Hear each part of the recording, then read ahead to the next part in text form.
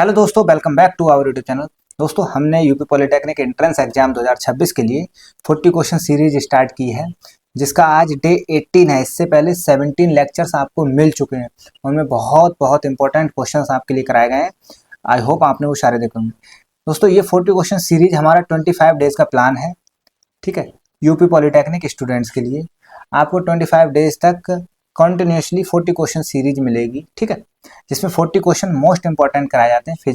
Math के 20 question होते हैं, फिजिक्स के 10 एंड केमिस्ट्री के 10। ठीक है, और बहुत बहुत बेहतरीन क्वेश्चन होते हैं जो आपके एग्जाम में डायरेक्ट पूछे जा सकते हैं, और इनडायरेक्ट रूप से अगर कहूँ तो कॉन्सेप्ट से रिलेटेड आपके क्वेश्चन एग्जाम में आ सकते हैं। ठीक है, तो अगर आप इस चैनल पर नए हैं तो चैनल को सब्सक्राइब कर लीजिए और वीडियो को लाइक करिए और अपने नए दोस्तों के साथ शेयर करिए। ठीक है, चलिए शुरू करते हैं अपने इस लेक्चर को। लेकिन हाँ, टेलीग्राम ग्रुप भी ज्वाइन कर दीजिए, क्योंकि वहाँ पर आपको आपके डाउट्स और प्रैक्टिस सेट नोट्स वगैरह मिलते रहते हैं। ठीक है, तो चलिए शुरू करते हैं। तो इस क्वेश्चंस को सॉल्व कीजिए। देखो दोस्तों, कितना बेहतरीन क्वेश्चन है। क्वेश्चंस कुछ और था, थोड़ा सा और हार्ड था, इससे भी ज़्यादा हार्ड, लेकिन हमने इसे इजी किया है। लेकिन इजी भी इतने नॉर्मल लेवल पे नहीं किया है। समझ आएगा तुम्हें कितना कितना तगड़ा इसमें कॉन्सेप्ट लगेगा। क्या आप जो मैं समझाना चाहता हूँ वो चीज़ सोच पा रहे हैं? आंसर तो आप इजीली निकाल लेंगे। ऑप्शंस की वैल्यू पुट कीजिए, आंसर मिल जाएगा। ठीक है, कोई ना कोई एक ऑप्शंस की वैल्यू पुट कीजिए, आपको क्वेश्चन में आंसर मिल जाए। लेकिन मैं जो चाह रहा हूँ ना, वो अगर आप इस क्वेश्चन में समझ गए ना तो मजा आ जाएगा। ठीक है, तो देखो, चलिए ऑप्शन से करें ना। आपने चलो तुक्का मारते हैं। मतलब हम इन चारों में से मान लो तुमने 5 को तुक्का मारा, तो 5 ऑप्शन रखा। ठीक है, चलिए तो 5 रखा, तो 4 to the power 5 minus 2 plus 3 to the power 5 minus 2 and 5 to the power 5 minus 2। ठीक, यानी कि 4 की पावर 3 प्लस 3 की पावर 3 और 5 की पावर 3। ठीक, कोई दिक्कत नहीं है। तो ये क्या होता है 64, ये क्या होता है 27, और ये क्या होता है 125। क्या इक्वल आएंगे? नहीं, 7 7 4 11, ये अनइक्वल है। मतलब ये ऑप्शन तो तुम्हारा गलत हो गया। ठीक, ऐसे ही इसे रखोगे तो 6 रखा, तो इसका मतलब ये भी गलत हो जाएगा। 6 माइनस 2 इज 4, तो इसकी पावर 4, ये भी गलत है। अब 4 रख के देखते हैं। ठीक है, 4 रख के देखते हैं, 4 पे देखते हैं कि सही आएगा। लेकिन अगर अभी भी आप आंसर ले आए होंगे, 4 ही है इसका आंसर। ठीक है, आपका आंसर आ चुका होगा। लेकिन एक चीज नोटिस कीजिए, क्वेश्चन को सॉल्व करते समय आपने एक चीज अगर नोटिस कर ली ना, मजा ही आ जाएगा। चलिए, तो मैं रखूं 4 4 minus 2 plus 3 4 minus 2 equal to 5 4 minus 2, यानी कि 4 की पावर 2 प्लस 3 की पावर 2 इक्वल टू 5 की पावर 2। ठीक है, आंसर आ गया। लेकिन यही यही जो लाइन जो अभी जो मैंने लिखी है ना, ये वाली, इसे आप जरा थोड़ा सा गौर करके देखिए, क्या है क्या ये। देख पा रहे हैं? नहीं, नहीं देख पा रहे। ये देखिए, एक समकोण त्रिभुज का ट्रिपलेट है दोस्तों। अगर 4 को लंब मान लो, 3 को आधार मान लो, 5 को कर्ण मान लो, समझ रहे हो ना? तो 4 3 एंड 5, जब ये करोगे 3 का स्क्वायर 4 का स्क्वायर, तो आपको 5 का स्क्वायर मिलता है। समझ रहे? ये पाइथागोरस थ्योरम आ गई। तो क्वेश्चन यही था मेरा। ये देखो 4, ये 3, ये 5। क्वेश्चन में देखो, तो x minus 2 x minus 2 x minus 2, power भी सेम। लेकिन अगर इस इक्वेशंस को मुझे मतलब 4 की पावर कुछ भी, 3 की पावर कुछ भी को मुझे 5 की पावर मतलब वही इक्वल रखना है, तो x माइनस 2 की वैल्यू भी 2 होनी चाहिए। कहने का मतलब ये है, x माइनस 2 की भी वैल्यू 2 होनी चाहिए, और 3 सॉरी ये 3 टू द पावर वाले x माइनस 2 की भी वैल्यू 2 होनी चाहिए, और अदर भी x माइनस 2 की वैल्यू 2 होनी चाहिए। ठीक, तो यानी कि यहाँ से आपकी x की वैल्यू आ गई 2 प्लस 2, यानी कि 4। समझ आया बात? समझ आई? अगर ये बात समझ आ गई है तो अब इस क्वेश्चन का आंसर कर दीजिए, जो कि मैं अब लिखने वाला हूँ। बहुत बेहतरीन क्वेश्चन है। 3 to the power y minus 2, okay, 4 to the power x minus x minus 3 is equal to 5 to the power z minus 3। अब तुमसे कोई पूछ ले, यदि दिया है, पूछ ले find out value, find x y और z, कॉमा, मतलब अलग अलग वैल्यू पूछ ले। इस इक्वेशन में देखो तुम्हारे पास इक्वेशन एक है, वेरिएबल 3 है, आप कुछ भी कर लो, आंसर सॉल्व करके नहीं ला सकते। ठीक है, सॉल्व करके आप आंसर नहीं ला सकते। कैसे आएगा? ये बस सिर्फ कॉमन सेंस से, थोड़ी सी इंटेलिजेंस से ही आपका आंसर आएगा। ये 3 3 4 5 ये एक ट्रिपलेट है आपके पाइथागोरस थ्योरम का। तो y की ये कब कब सत्य होगा, ये इक्वेशन कब सॉल्व होगी, कब ये सही होगी? ये देखिए, जब y माइनस 2 की वैल्यू 2 हो, x माइनस 3 की भी वैल्यू 2 हो, यानी 4 का स्क्वायर, और z माइनस 3 की वैल्यू भी 2 हो, उसी कंडीशन में आपका ये जो है इक्वेशन है वो इसके इक्वल आएगा। समझ रहे? ये मतलब ये सत्य है, ये सही है उसी कंडीशन में। ठीक है, तो y की वैल्यू आपकी 4 आ गई, x की वैल्यू आपकी 5 आ गई, और z की वैल्यू आपकी अगेन 5 आ गई। ठीक, समझ गए ना?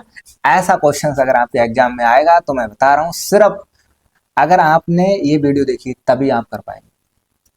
लेकिन अगर हाँ, मैंने क्वेश्चन बताने से पहले अगर आप ये चीज समझ गए थे ना, तब भी आप कर पाएंगे। ठीक, और अगर ये क्वेश्चंस आ रहा है तो ये समझ लीजिए कोई भी कोचिंग इंस्टीट्यूट आपको ये क्वेश्चंस इस टाइप से नहीं करा सकता।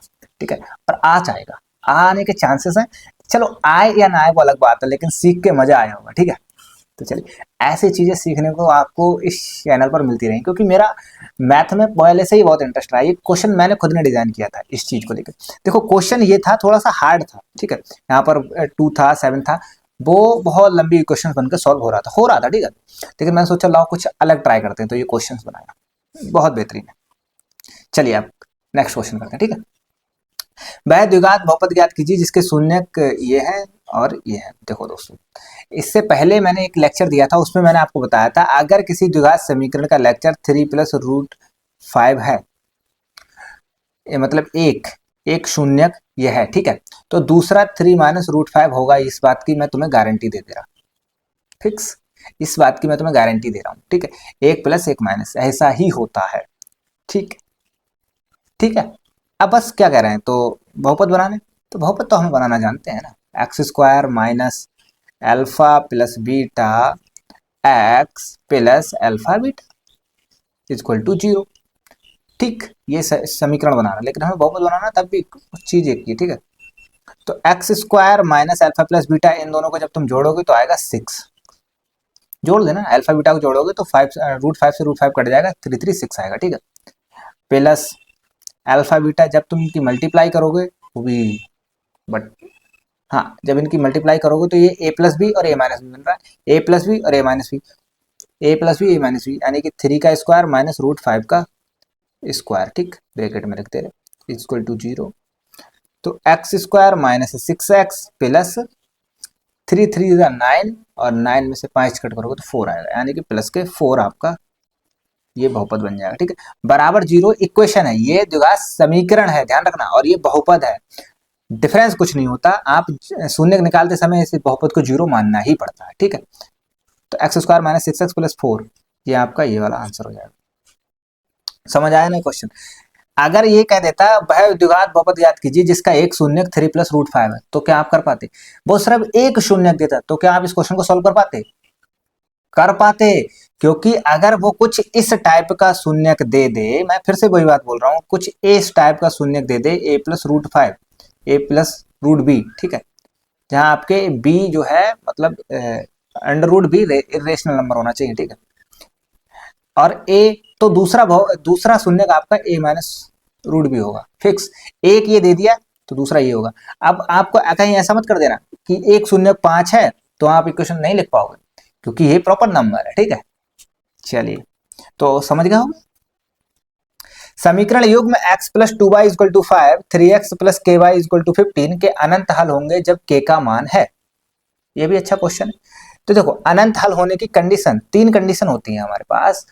पैरेलल इक्वेशंस, ठीक है, मतलब जिसमें कोई हल नहीं होता वो पैरेलल होती है, ठीक है। पैरेलल पैरेलल लाइंस होती हैं जब कोई हल नहीं होता, होता ही नहीं कोई हल। जब अद्वितीय हल होता है, यानी हल होते हैं, एक ही हल होता है, तब उसे अद्वितीय हल बोलते हैं। उसकी इक्वेशन होती है, उसकी एक कह सकते हैं कंडीशन हमें सेटिस्फाई करनी होती है, ठीक है। और जब अनंत हल होते हैं उसकी भी एक कंडीशन होती है। तो हम लिख दे रहे हैं, हम कंडीशन लिख दे रहे हैं तीनों की, आप आंसर हमें बता दीजिए, ठीक है।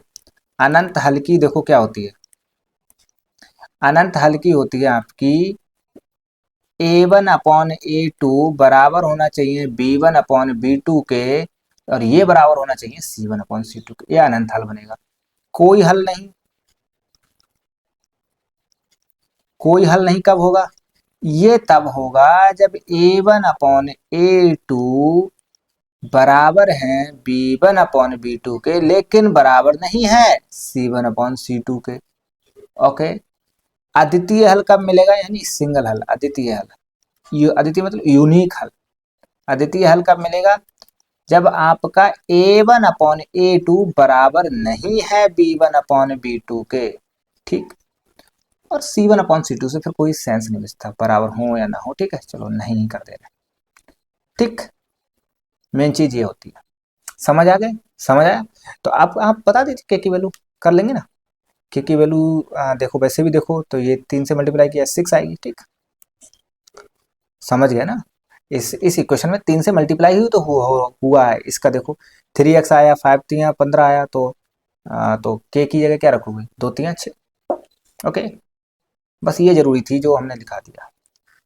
एम के किस मान के लिए समीकरण M x square minus 2x plus 3 zero के वास्तविक, रियल एवं भिन्न, ध्यान रखना भिन्न, तो डी की वैल्यू आपकी ग्रेटर देन जीरो, जी अगर इक्वल कर दिया तो वास्तविक होंगे, और साथ साथ समान भी हो सकते हैं, तो हमें समान वाली कंडीशन नहीं चाहिए। तो डी ग्रेटर देन जीरो रखोगे और आप आंसर बता दोगे, ठीक। डी ग्रेटर देन जीरो रखने पर आपका आंसर क्या आएगा, कमेंट बॉक्स में बता देना, ठीक है। इन दोनों में से एक आएगा, एम लेस देन 1/3 या एम ग्रेटर देन 1/3, इन्हीं में से एक क्वेश्चन का आंसर आपके आने वाला है। शांत रहो भाई। दोस्तों ये वो आ गई, मेरी छोटी सिस्टर है, चाचा की लड़की, तो वो कुछ क्या नहीं चल रहा। चलो जाओ, अभी अभी बाद में जाओ। चलिए, नेक्स्ट क्वेश्चन है हमारा, समांतर श्रेणी 4 9 14 का कौन सा पद 109 है। तो बस मान लो, माना एनवा पद 109 है, ठीक है। एनवा पद 109 है, ठीक। गो, एनवा पद 109 है, ठीक है। तो ए की वैल्यू कितनी है 4, डी की वैल्यू कितनी है 5, ठीक। डी की वैल्यू कितनी है 5, तो गो, जाओ जाओ जाओ यहाँ से, ठीक, जाओ, पढ़ाने दो पढ़ाने दो। No,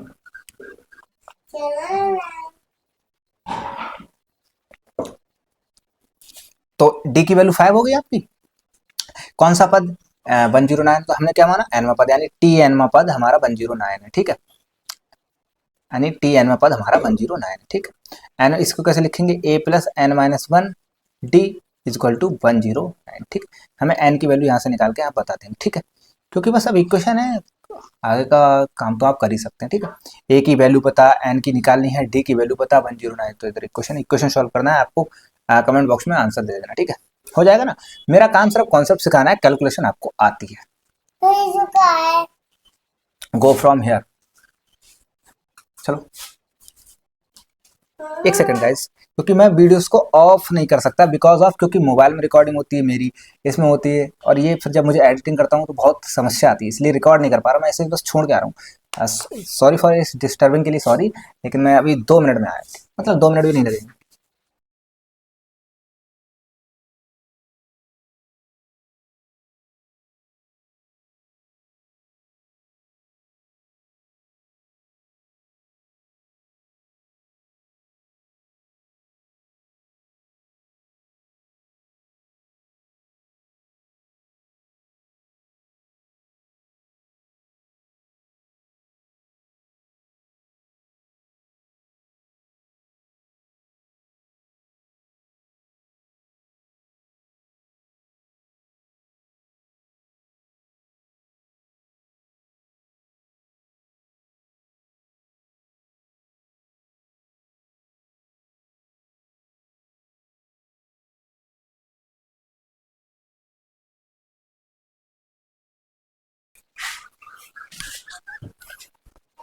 sorry guys.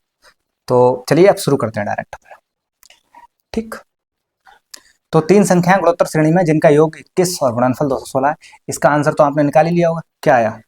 ये आया ना, ऑप्शन से ही कर लिया होगा ये वाला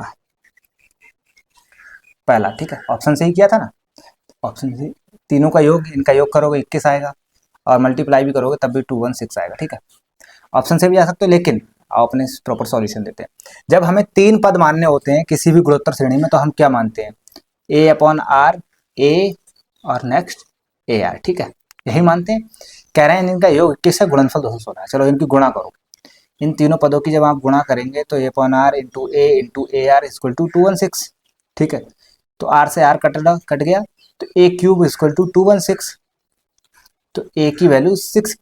ठीक, क्योंकि 216 ऐसे समझो, 216 6 का क्यूब होता है, तो ए की वैल्यू 6 आ गई। ठीक है, इनका योग a upon r plus a upon a r is equal to 21, क्योंकि हमें ये दिया है।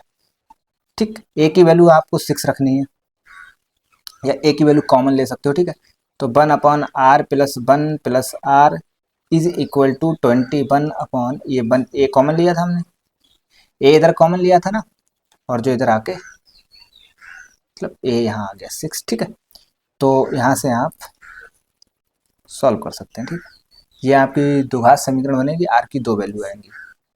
1 plus r square is equal to 3 दूनी 6, 3 सत्ते 21 यानी 7/2।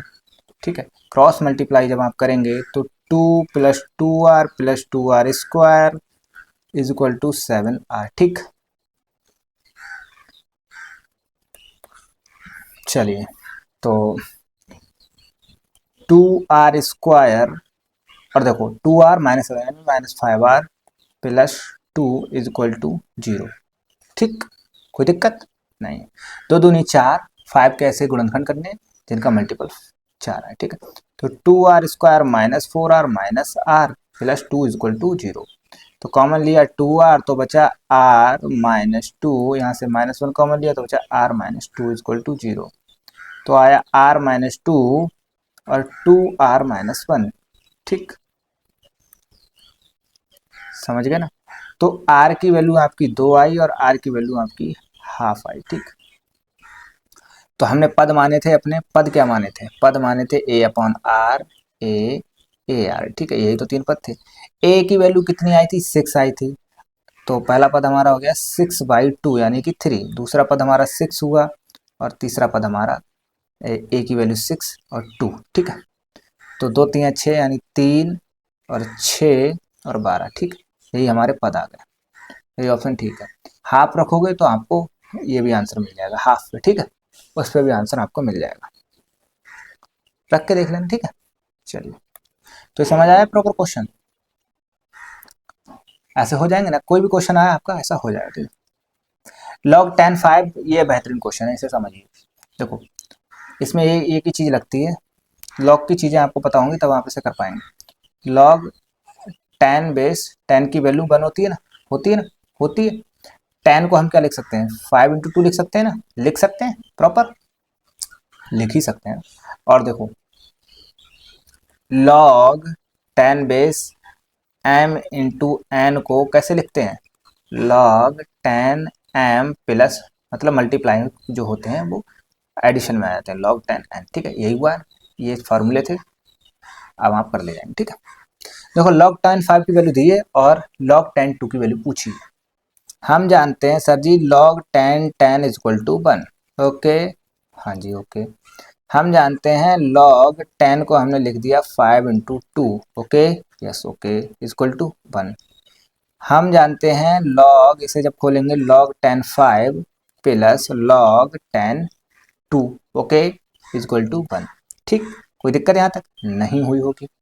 देखो अब log tan 5 की आपको वैल्यू दी है, चलो उधर ही ले जाके लिखते रहे। पूछा क्या है? log tan 2। ठीक है, 1 माइनस log 5 की वैल्यू आपको 0.6990 यही दी है ना। अब डायरेक्ट हमें वैल्यू बतानी, 0 में से 0 और यहाँ 1 0 3 पॉइंट 0.3010। तो ऑप्शन नंबर ए आपका करेक्ट हो गया ना। ऐसे ही क्वेश्चंस आपके लॉग से पूछे जा सकते हैं, इससे इजी पूछे जाएंगे, इससे हार्ड क्या ही पूछा। tan थीटा बराबर इतना है, तो सिंपल। ट्रिग्नोमेट्री की अगर आपने कॉन्सेप्ट सीरीज देखी होगी तो ये क्वेश्चन आप कर ले जाएंगे, अच्छे से कर ले जाएंगे, ठीक है। लेकिन मैं इसमें एक चीज, मतलब tan थीटा से आप साइन कॉस tan मतलब सब सारे ट्रिग्नोमेट्रिक रेशियो वैल्यू निकाल लेंगे, यहाँ बस उसकी वैल्यू रखनी है, आंसर आ जाएगा। लेकिन इसे थोड़ा सा और यहाँ आप मतलब थोड़ा शॉर्ट कर सकते हो, वैल्यू आपको किसी की वैल्यू नहीं निकालनी पड़ेगी। देखिए कैसे, इन दोनों को कॉस से डिवाइड कर दो, तो sine upon cos cos theta plus cos theta upon cos theta, यही होगा ना। मैंने जो बोला वो याद रखना, क्या किया हमने, कॉस से डिवाइड किया, कॉस से डिवाइड करके sine theta plus cos theta upon cos theta हुआ, तो उसे भी ओपन कर दिया, और इस नीचे वाले की टर्म को भी कॉस से डिवाइड किया, ऊपर नीचे कॉस से डिवाइड किया, बस यही कहने का मतलब। कॉस ऐसे ऐसे ही तो किया था ना मैंने, sine theta minus cos theta upon cos theta, ठीक है। लेकिन इसे भी हमने ओपन करके लिखा है, ठीक है, लेकिन हमने इसे भी ओपन करके लिखा है, ओके। मतलब साइन थीटा के बटे में cos theta, individually cos theta, ठीक। देखो कॉस थीटा से कॉस थीटा कटा, कॉस थीटा से कॉस थीटा कटा, sine theta upon cos theta क्या बनता है, tan थीटा प्लस 1, और ये tan theta minus 1, okay. tan theta की वैल्यू दी है, आप आंसर निकाल लेंगे, कोई दिक्कत वाली बात नहीं है। 10 मीटर लंबी सड़क के एक और जमीन से 8 मीटर ऊंची खिड़की, देखो ये आपकी सड़क है मान लो, ठीक है, x मीटर मान ले रहे हैं अपनी सड़क की लंबाई।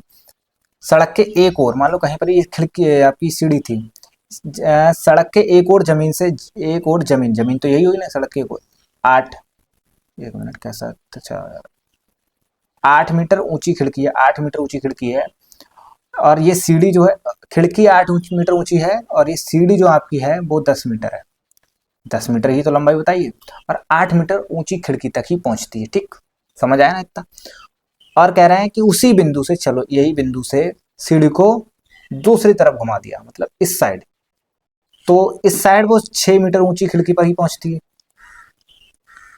कौन, ये आपकी सीढ़ी, यानी 10 मीटर की सीढ़ी आपकी 6 मीटर ऊंची खिड़की तक पहुंचती है।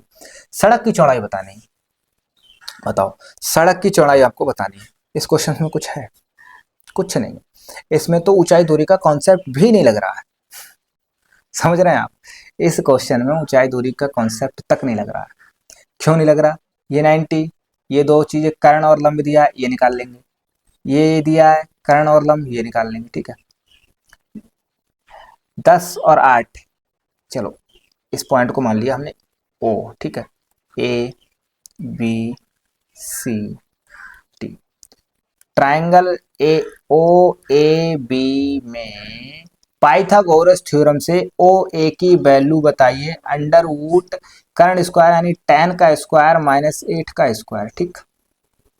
तो tan का 100 माइनस 64 इक्वल टू 36, और 36 का रूट करोगे तो आपकी आ गई वैल्यू 6, यानी ये वैल्यू आपकी आई 6 ओ ए की, यहाँ से लेके यहाँ तक की, ठीक, कोई दिक्कत नहीं है। चलिए ट्राइंगल ओ सी डी में ओडी की वैल्यू चाहिए, जो कि आएगी अंडर रूट 10 का स्क्वायर माइनस 6 का स्क्वायर, तो ओडी की वैल्यू आ गई 100 माइनस 36, ठीक है, अंडर रूट यानी कि 64, 64 का क्या होता है 8, तो यानी ओडी की वैल्यू आपकी आ गई 8।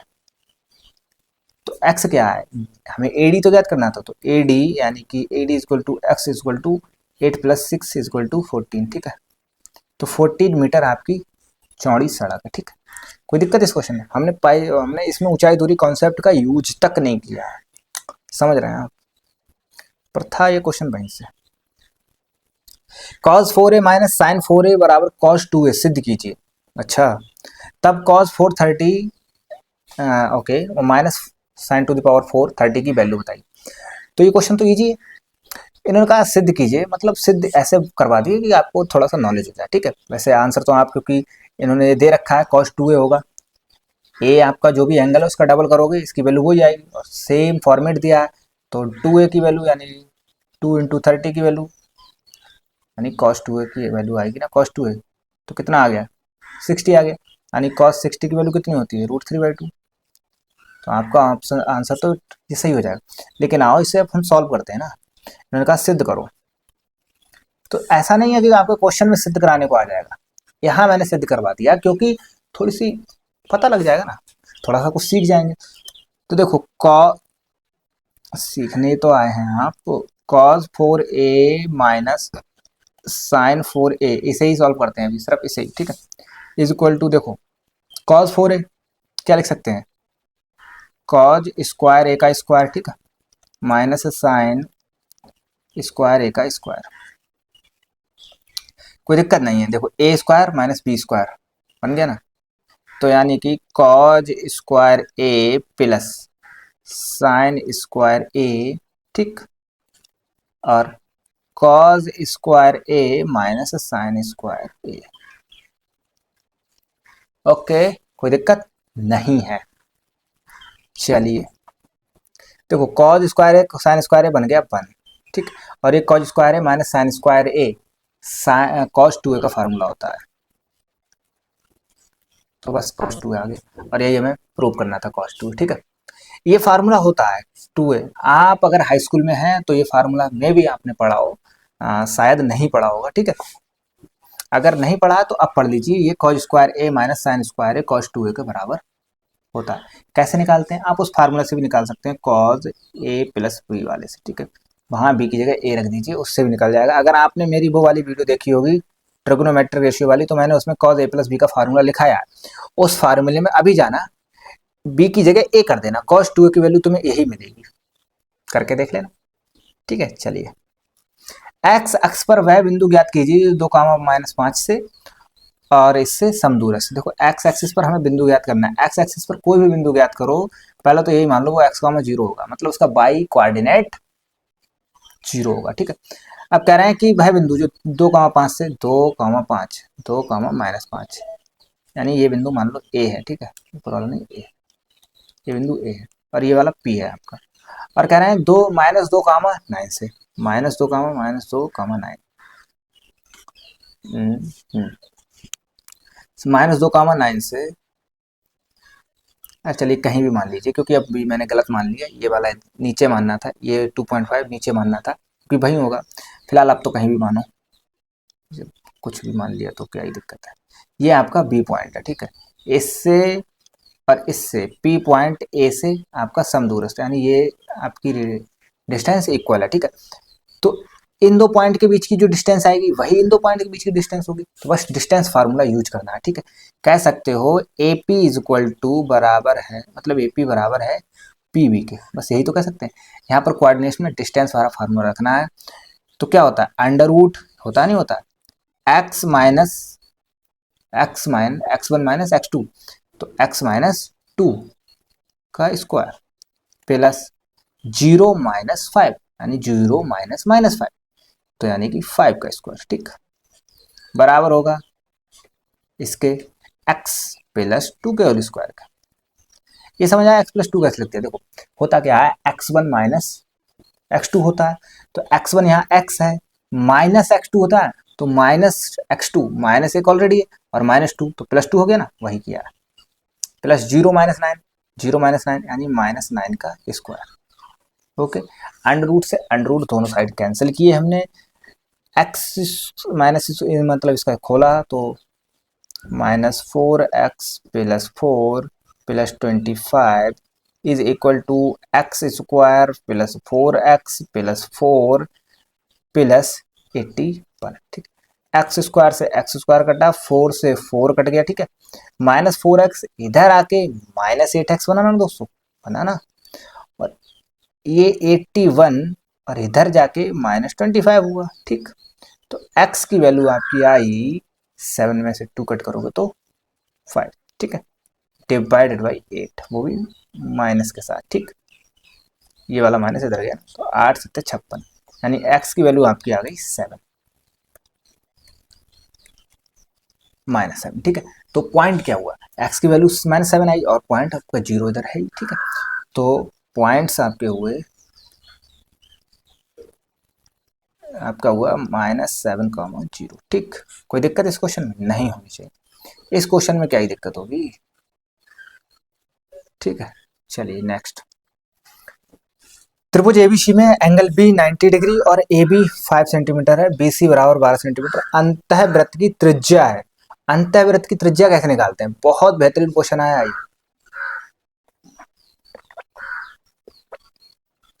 बताइए अंतःवृत्त की त्रिज्या कैसे निकालते हैं? तो देखो आपका फार्मूले समझ लीजिए, अगर आपका कोई भी त्रिभुज हुआ किसी प्रकार का, मैं तो कुछ नहीं बोल रहा, उसके अंदर अगर आपने वृत्त बनाया, अंतःवृत्त मतलब इनकी साइड को कट चिपक के जा रहा होगा, ठीक है, स्पर्श कर रहा, तो उसकी रेडियस जो है वो कैसे निकालते हैं बताइए? इसकी रेडियस निकालने का फार्मूला दोस्तों होता है, कोई भी वृत्त हो सकता है, एरिया अपॉन, एरिया किसका? ट्रायंगल का, ऑफकोर्स। एस, एस क्या है? पेरीमीटर, सेमी पेरीमीटर है किसका? ट्रायंगल का, अर्ध परिमित, ठीक है। वही है दोस्तों, अगर आपका राइट एंगल ट्रायंगल हुआ, क्या राइट एंगल ट्रायंगल हुआ, उसमें सर्कल यानी अंतःवृत्त बना है, तब उसकी रेडियस कैसे निकालते हैं? तब उसकी रेडियस यानी आर, अगर ये वाली डिस्टेंस आपकी ए हो, ये वाली डिस्टेंस आपकी बी हो, ये वाली डिस्टेंस आपकी सी हो, यानी सबसे बड़ी हो जाए, यानी कि कर्ण आपकी सी हो और ये दोनों ए बी हो, तब हम आर निकालने का फार्मूला लगाते हैं, a plus b minus c divided by 2। Okay, अब देखो ये कह रहे हैं कि ट्रायंगल एबीसी में, ठीक है भाई साहब, ये हमने एबीसी बनाया, ए बी सी बनाया, उसमें एंगल भी 90 है, यानी कि संपूर्ण त्रिभुज है। ए बी बराबर दे रखा है, ए बी बराबर दे रखा है, यानी बी की वैल्यू 5 दे रखी है, बी सी बराबर दे रखा है 12, बी सी यानी ये बी सी, ए की वैल्यू 12 दे रखी है। अंतःवृत्त की त्रिज्या बतानी है, अंतःवृत्त की त्रिज्या बतानी है, ठीक है, वही लग रहा है ना, त्रिज्या, इसकी त्रिज्या बतानी है। तो पहले तो हमें सी कैलकुलेट करना होगा, क्योंकि इस फार्मूले में सी आ रहा है। सी कैसे निकालोगे? पाइथागोरस थ्योरम से, 12 का स्क्वायर प्लस 5 का स्क्वायर, 12 का स्क्वायर होता है 144, 5 का होता है 25, 144 में 25 ऐड करोगे 169, उसका भी अंडर रूट करना है, यानी कि 30 आया ना, लिखा नहीं है बस बोल दिया, तो सी 13 आया। तो आर की वैल्यू ए प्लस बी यानी 12 प्लस 5 माइनस 13 डिवाइडेड बाई 2, तो 12 5 17, 17 में से 13 घटाओगे तो बचेंगे 4, 4 को 2 से डिवाइड करोगे तो आएगा 2, तो आर की वैल्यू आ गई आपकी 2 सेंटीमीटर। कुछ था इस क्वेश्चन में? बहुत कुछ था। क्या था कि इस फार्मूले को हमें नहीं भूलना है, ठीक है। कौन से फार्मूले को? इस वाले फार्मूले को कतई नहीं भूलना है, ना इस वाले को भूलना है, ओके। अगर भूल गए तो अंतःवृत्त की त्रिज्या नहीं निकाल पाएंगे। अगर आपके एग्जाम में क्वेश्चन आ गया तो आपके 4 नंबर चले जाएंगे। बाह्य बिंदु P से 8 सेंटीमीटर त्रिज्या वाले वृत्त पर खींची गई स्पर्श रेखा की लंबाई 15 सेंटीमीटर, P की केंद्र से दूरी है। ये क्वेश्चन, इस कॉन्सेप्ट पर हम क्वेश्चन ऑलरेडी बहुत करा चुके हैं। स्पर्श रेखा की लंबाई अगर आपको दी है, त्रिज्या की पूछ लेता है, कभी कभी केंद्र से उस पॉइंट की पूछ लेता है, तो बस इसमें कौन सी प्रमेय लगती है? इसमें प्रमेय लगती है स्पर्श रेखा, स्पर्श रेखा त्रिज्या, त्रिज्या के साथ 90 डिग्री का एंगल बनाती है, बस ये वाला आपका 90 डिग्री का एंगल होता है, ठीक, बस इतना ही लगता है। आप कुछ भी दे दे, कुछ भी पूछ ले, इसमें क्या बड़ी बात है। पी है, ओ है, त्रिज्या आपकी 8 है, ठीक है, और स्पर्श रेखा की लंबाई आपकी 15 सेंटीमीटर है, ये पूछा है। 90 डिग्री के सामने वाली भुजा कर्ण होती है, कर्ण ये है, लंब ये है, आधार ये है, तो कर्ण निकालने का तरीका क्या है? पीओ निकालने का तरीका क्या होगा? अंडर रूट, इसका करोगे तो मतलब डायरेक्ट, इतनी भी डायरेक्ट नहीं कर रहा, ठीक है, सॉरी 15 लिखा है, ठीक है, 15 का स्क्वायर प्लस 8 का स्क्वायर, 225 प्लस 64, ठीक है, अंडर रूट लगा दिया, इक्वल टू लगा दिया, तो ये आ गया 289, ठीक है, यानी कि 17, तो आपकी पीओ की वैल्यू आ गई 17, B option B is correct, ठीक। इस क्वेश्चन में क्या था? इस क्वेश्चन में बस इतना ही था कि वृत्त की स्पर्श रेखा वृत्त की त्रिज्या होती है उस पर लंबवत होती है, ओके। इस क्वेश्चन में बस इतना ही था। ये प्रमेय है दोस्तों, वृत्त या त्रिभुज की कॉन्सेप्ट सीरीज हम आपको देंगे तो उसमें समझा देंगे, ठीक।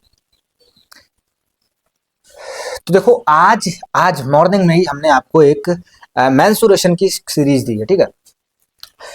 अगर आपने वो क्लास ली है, अगर नहीं लिए तो ये क्वेश्चन सॉल्व करने से पहले वो क्लास लीजिए, ली है तो इस क्वेश्चन को खुद सॉल्व कीजिए, ठीक है, डू इट योरसेल्फ। अगर नहीं लिए है, मैं नहीं कराऊंगा इस क्वेश्चन को, ठीक, मैं नहीं कराऊंगा, क्योंकि आपने क्लास नहीं ली है तो इसमें आपकी गलती, नहीं लिए तो उसे लीजिए फिर ये क्वेश्चन सॉल्व कीजिए, क्योंकि इसमें बताया गया है कैसे करना होता है, ठीक है, फार्मूलाज बताए गए हैं। चलिए, और अगर आपने ली है तब तो आपको क्वेश्चन आना ही चाहिए, समझ रहे? नहीं आ रहा तो फिर तो कहीं गलती है। और मैंने प्रैक्टिस सेट भी दिया था मेंसुरेशन का, कितने नंबर आए ये भी बताइए कमेंट बॉक्स में। 24 सेंटीमीटर ऊंचाई, और ये भी शंकु को पिघला कर, देखो पिघला कर, ये ऐसे ही एज इट इज शब्द बोले थे कि आपको क्वेश्चन पूछ लेगा पिघला कर बनाया जा रहा है कि इतना पानी, इसका इतना आयतन है, उसमें पानी को लौटाया जा रहा है। तो सेम क्या चीज सेम रहेगी जब शंकु को पिघलाया जाएगा? आयतन सेम रहेगा। ये क्वेश्चन भी आप खुद करिए, ठीक है, डू इट योरसेल्फ। निम्न आवृत्ति वितरण का माध्य इतना है, एफ ज्ञात कीजिए। देखो माध्य का फार्मूला, माध्यक का फार्मूला, बहुलक का फार्मूला हम बहुत बार लिखा चुके हैं, ठीक है, तो वो फार्मूला आपको याद हो चुका होगा, ठीक। तो उस फार्मूले से आप इस क्वेश्चन का भी आंसर कर लेंगे ना, कर ही लेंगे ना। एक बार और लिखा दें इसका, देखो एक्स बार, ठीक है, x bar sigma F I x I upon sigma F I, ये बस फार्मूला है।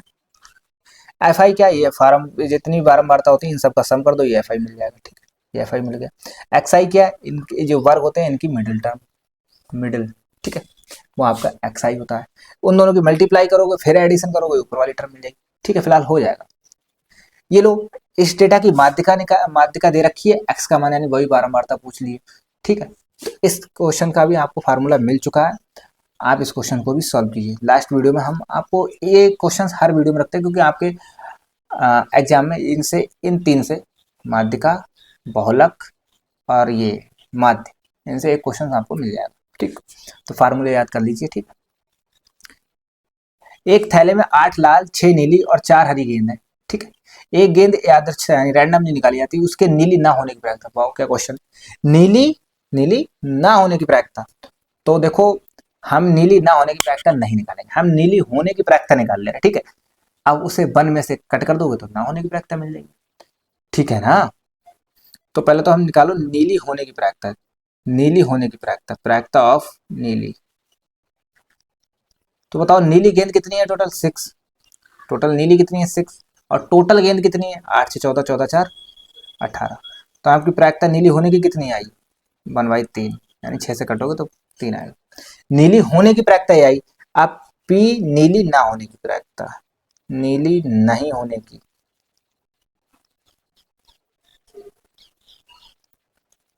नहीं होने की 1 - 1/3, ठीक है। कोई घटना हो रही है उसकी प्रायिकता, तो घटना ना होने की प्रायिकता कैसे निकालेंगे? 1 में से घटा के, ठीक है। तो आ गया आपका 2/3, तो यही आंसर हो जाएगा। आप वैसे भी निकाल सकते थे, नीली ना होने की प्रायिकता का मतलब क्या है? नीली नहीं होगी, इसका मतलब क्या है? लाल होगी या हरी होगी। लाल हरी कितनी है? 8 4 12, टोटल कितनी है आपकी? ये 18, तो भी कैसे आएगा? 4 3 12, 6 दूनी 12 और 6 3 18, तब भी 2/3 आया। समझ रहे हैं ना? तो ऐसे भी जाइए चाहे वैसे जाइए, आंसर आपका सेम ही आना है। एक व्यापारी अपनी वस्तुओं पर क्रय मूल्य से 40% अधिक अंकित करता है, उसे 25% छूट देता है, उसका लाभ प्रतिशत बताइए। क्या बेहतरीन क्वेश्चन। इसी टाइप का क्वेश्चन कल भी कराया था, ठीक है। एक व्यापारी अपनी वस्तु पर क्रय मूल्य से 40, तो आप मान के चलो, माना, अब ये मान लेते हैं, माना हमारा CP 100 है, जस्ट माना है। 100 ही क्यों माना? क्योंकि कैलकुलेशन थोड़ी इजी हो जाती है, ठीक है। CP अपना 100 है, तो क्रय मूल्य से 40% अधिक अंकित करता है, तो मार्केट प्राइस कितना हो गया? क्रय मूल्य से, ध्यान सुनना, क्रय मूल्य तो रख रहा है, उसमें भी 40% अधिक अंकित कर देता है। तो क्रय मूल्य प्लस 100 का 40% अपनी तरफ से उसने अंकित कर दिया, ले भाई। तो 100 प्लस और ये 40, मतलब इसे सॉल्व करोगे तो 40 आएगा, 40/100 आएगा, तो 100 से 100 कैंसिल आउट, तो आ गया 140, ठीक है।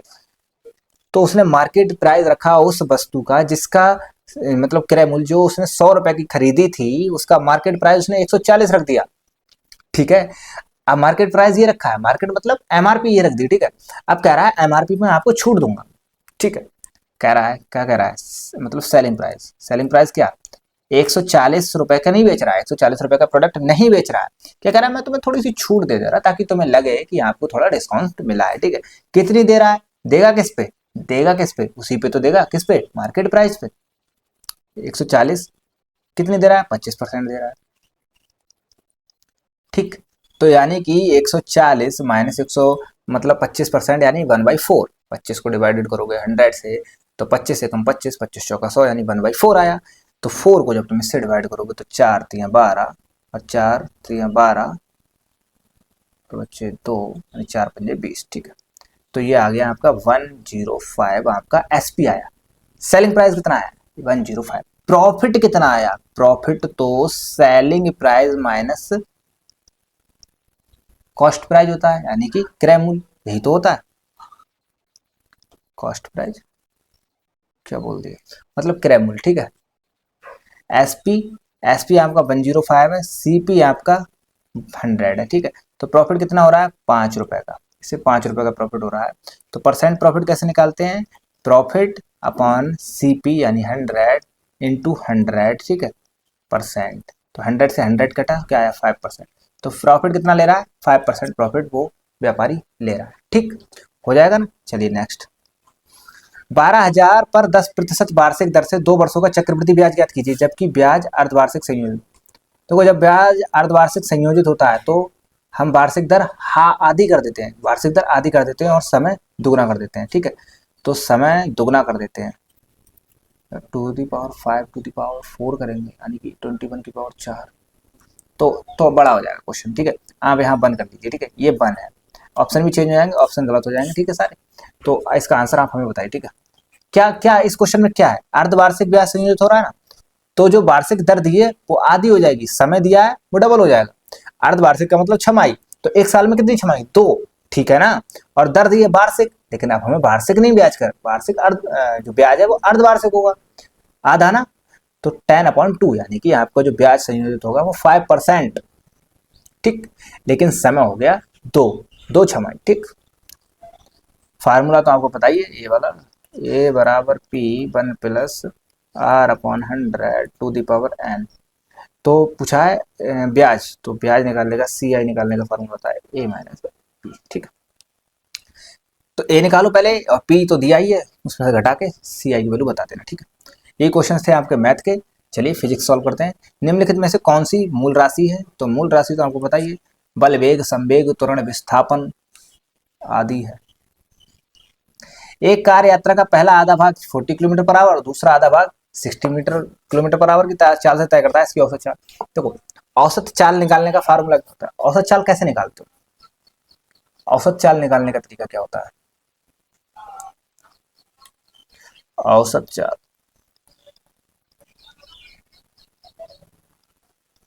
औसत चाल मतलब कुल दूरी अपॉन कुल समय, ठीक, यही होता है। चलिए कुल दूरी कितनी है और कुल समय कितना है, यही हमें निकालना है, ठीक। पहला आधा भाग औसत चाल, औसत चाल b1 + b2 ऐसा नहीं है, ठीक।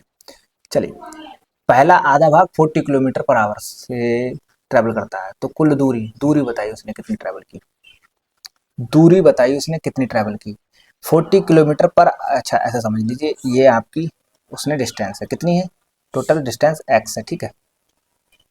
तो आधा भाग हो गया x/2 और ये आधा भाग हो गया x/2। ये चल रहा है 40 किलोमीटर पर आवर से और ये चल रहा है 60 किलोमीटर पर आवर से, ठीक है। कोई दिक्कत इसमें नहीं हुई, ठीक, समझ आया ना। आप तो आइए देखो कुल दूरी कितनी है, देखो कुल दूरी दो तरीके से चल रहा है ना वो तो कुल दूरी तो आपकी होगी 2x, मतलब सॉरी x, कुल दूरी तो आपकी x ही है ना। कुल समय कितना लग रहा है? समय बताइए। समय देखो समय अलग अलग लग रहा है, ये 40 किलोमीटर पर आवर से चल रहा है तो इसमें समय ज़्यादा लगा होगा, ये 60 किलोमीटर पर आवर से चल रहा है तो इसमें समय कम लगा होगा, ठीक है। तो बस समय अलग अलग ही लिखना है। तो देखो इसने समय का फार्मूला क्या होता है? दूरी बटे 4।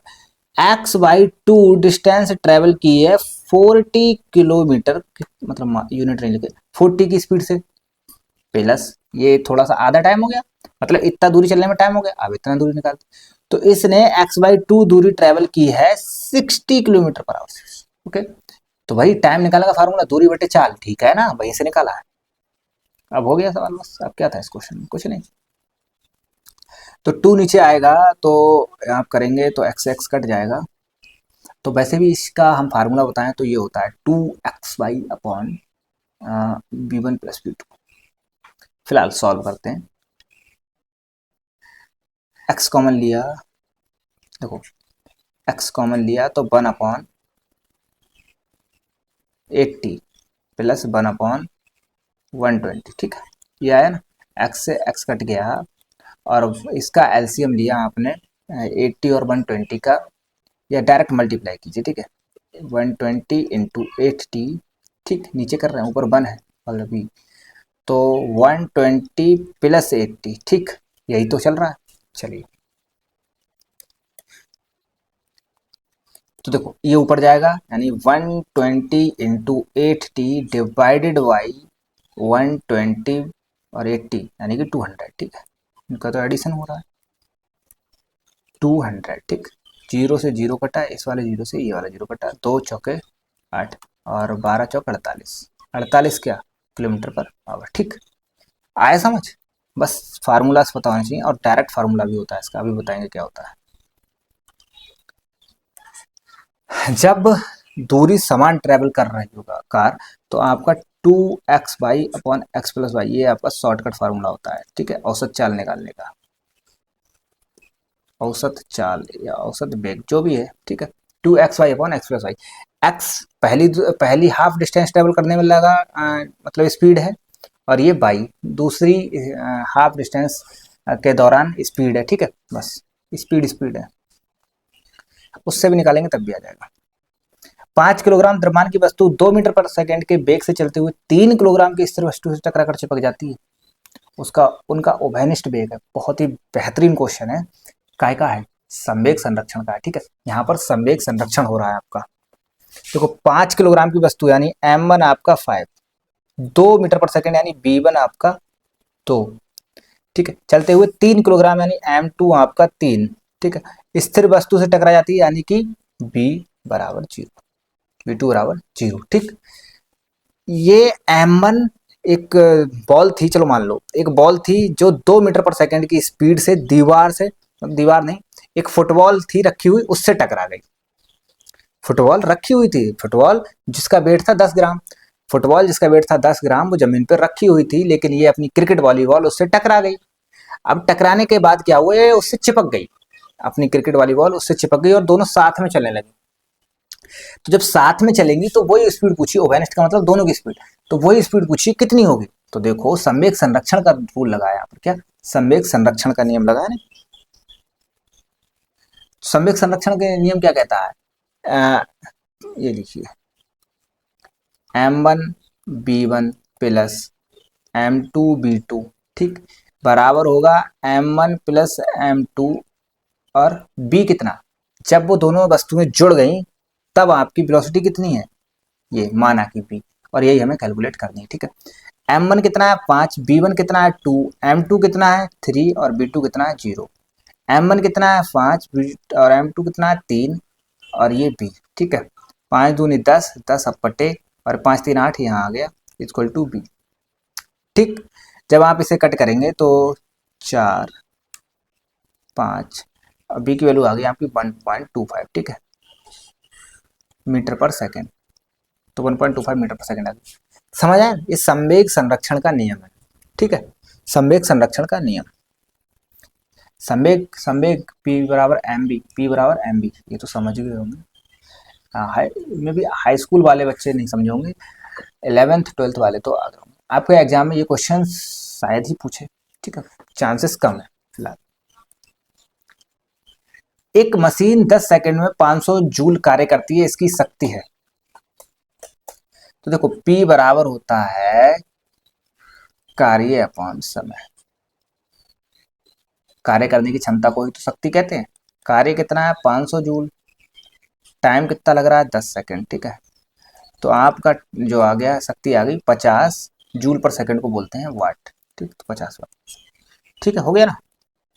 भू स्थिर उपग्रह की पृथ्वी की सतह से ऊंचाई लगभग है, भू स्थिर मतलब जो मतलब जैसे कि पृथ्वी के साथ साथ चलते हैं, ठीक है, तो पृथ्वी के रिस्पेक्ट में तो वो स्थिर हुए ना, कहने का मतलब 36, पहले तो इसका आंसर देखो, 36,000 किलोमीटर आपके ऊपर होती है। होता क्या है कि उस जो उपग्रह मतलब सैटेलाइट, जो अपने धरती के ऊपर, अगर ये इसी जगह पर ऊपर है तो वो हमेशा वहीं रहेगी। क्यों रहेगी? क्योंकि जितनी स्पीड से धरती रोटेट कर रही है उसी स्पीड से आपकी सैटेलाइट भी मूव करती है, ठीक है।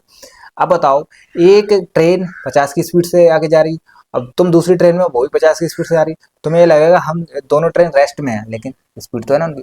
तो इसीलिए वो सैटेलाइट एक पॉइंट के ऊपर ही रहती है। ये वेदर फोरकास्टिंग में ज्यादा काम आती है, ठीक है, आपकी ये जियो स्टेशनरी सैटेलाइट, ठीक। 100 पास्कल का दाब 0.5 मीटर स्क्वायर क्षेत्र पर लगता है। आरोपित बल बताइए। बल का फार्मूला होता है, नहीं बल का की प्रेशर का फार्मूला होता है एफ अपॉन ए। प्रेशर लग रहा है 100 पास्कल का, ठीक है, और फोर्स पूछा है, ए दे रखा है 0.5 मीटर स्क्वायर। यूनिट सेम है, कोई दिक्कत वाली बात नहीं, यूनिट सब उसमें है, क्या बोलते हैं, ऐसा ही सिस्टम है, ठीक है, तो कोई दिक्कत नहीं। तो एफ बराबर आ गया 100 इंटू 0.5, मतलब कि 50 न्यूटन, ठीक हो गया ना, ये हो जाएगा। चलिए,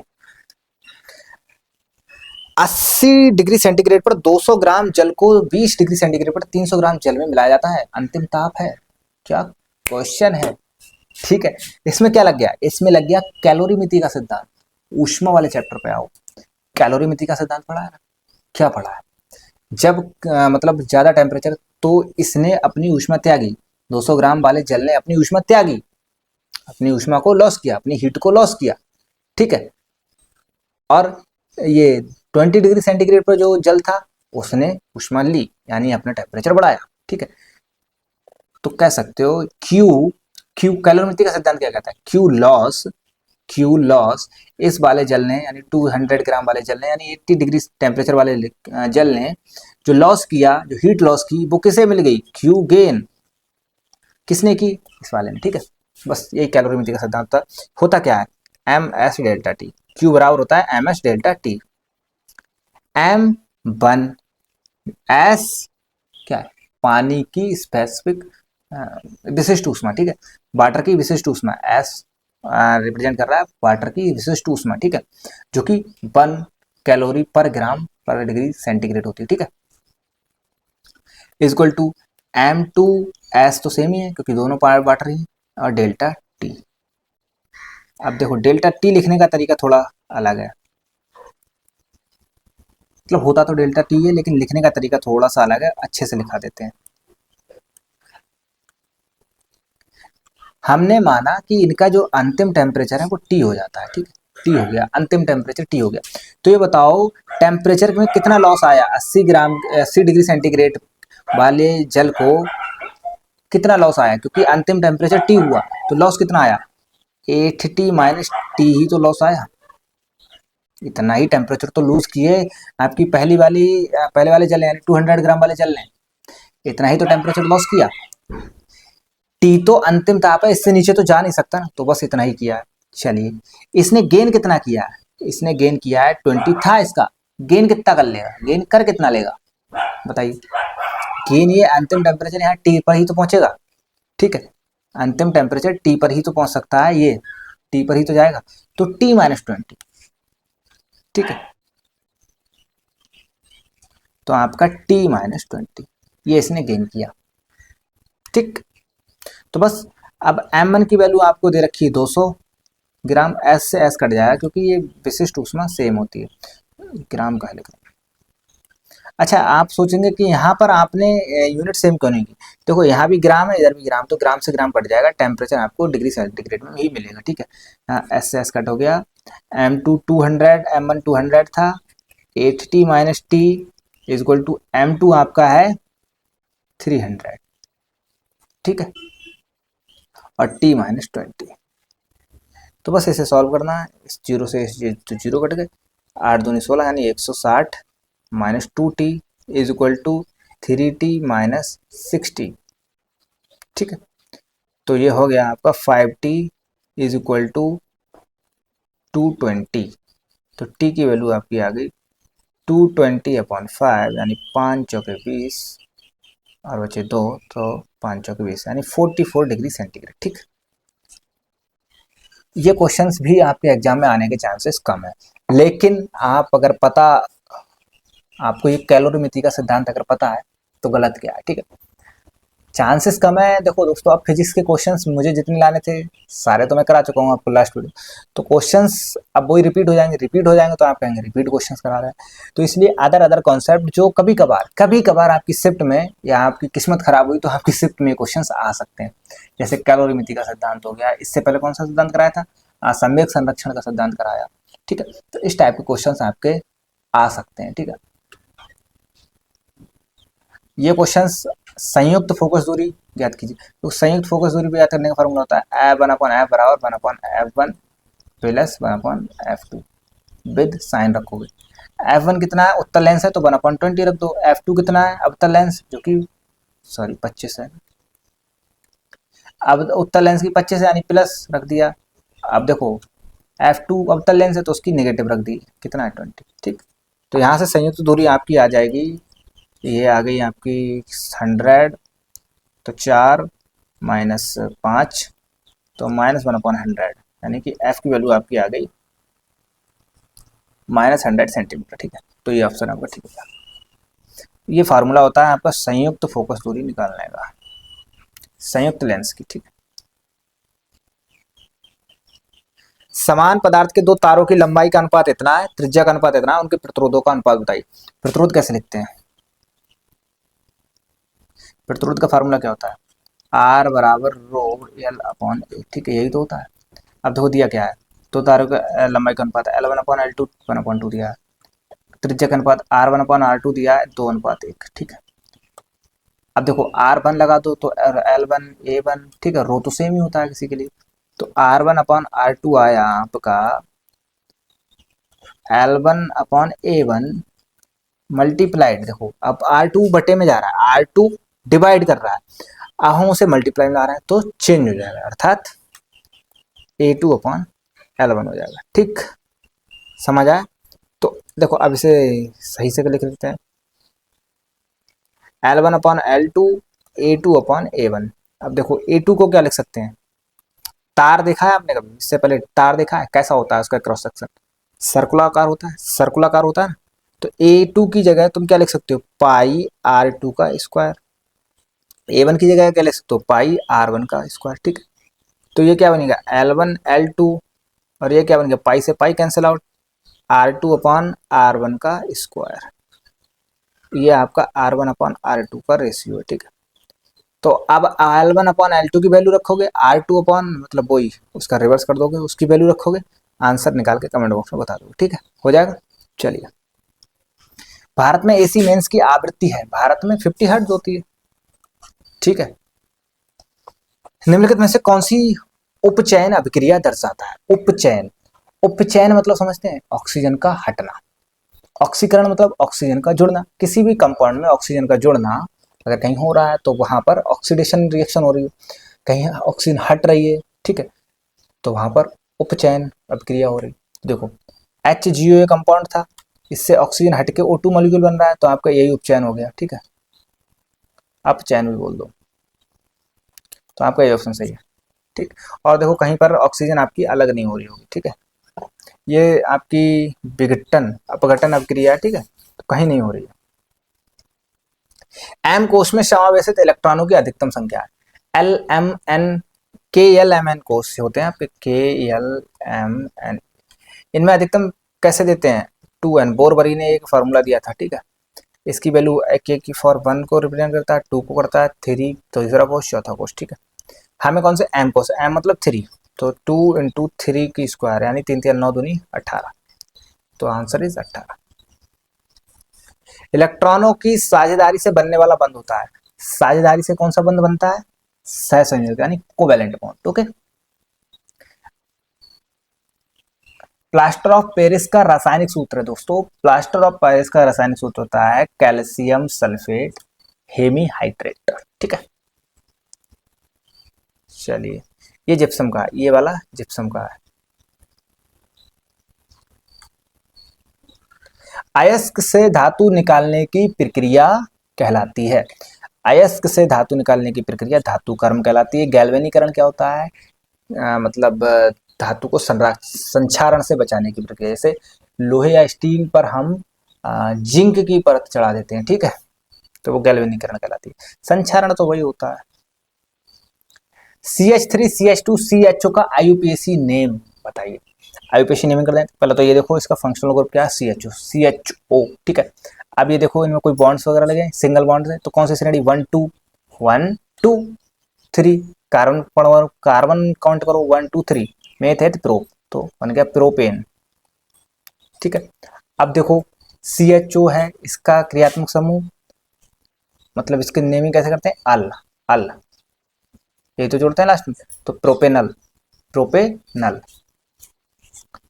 ठीक। आवर्त में बाएं से दाएं जाने पर विद्युत ऋणात्मकता हमेशा बढ़ती है। क्यों बढ़ती है सर? देखो, आवर्त में बाएं से दाएं जाने पर आपके प्रोटॉनों की संख्या बढ़ रही होती है। प्रोटॉनों की संख्या जब बढ़ रही होती है तो जो आकार होता है परमाणु को, मतलब आपके परमाणु का, वो घट रहा होता है, ठीक है, घट रहा होता है, जिसके कारण विद्युत ऋणात्मकता बढ़ रही होती है। 11th या 12th में ये चीज़ें आपको सिखाई जाती हैं, अच्छे से सिखाई जाती हैं, बहुत अच्छे से, कब बढ़ती है कब घटती है, ऊपर से नीचे जाने पर क्या घटता है क्या बढ़ता है, बाएं से दाएं जाने पर क्या बढ़ता है क्या घटता है, ठीक है, ये सब। तो आप बस ध्यान रखना कि विद्युत ऋणात्मकता घट बढ़ती है, ठीक है। वैसे भी इलेक्ट्रोनेगेटिविटी देखो, इधर इधर कौन से परमाणु होते हैं, FCl, ठीक है, इस टाइप के होते हैं, तो ये तो हाईली आपके नेगेटिव होते हैं, ठीक है। तो ये तो ऐसे भी समझ सकते हो, ठीक है। PH13 वाला विलयन देखो, PH13 वाला विलयन आपका प्रबल क्षारीय है। वनस्पति तेल को वनस्पति घी में बदलने की प्रक्रिया है हाइड्रोजनीकरण, ठीक है।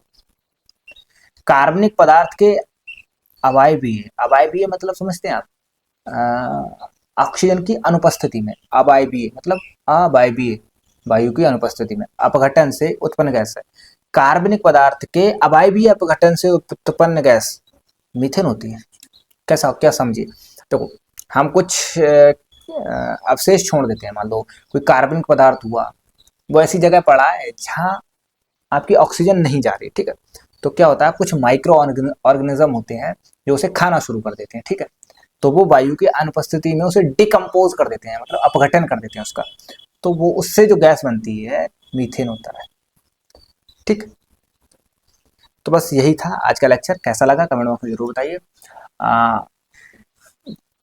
कमेंट बॉक्स में बता दीजिए कैसा लगा, और अपना स्कोर भी बताइए, ठीक है, कितने आपने 40 में से कितने क्वेश्चन सही किए, ठीक है। आप पढ़ते रहिए और खुश रहिए, मिलते हैं नेक्स्ट वीडियो में, तब तक के लिए जय हिंद जय भारत।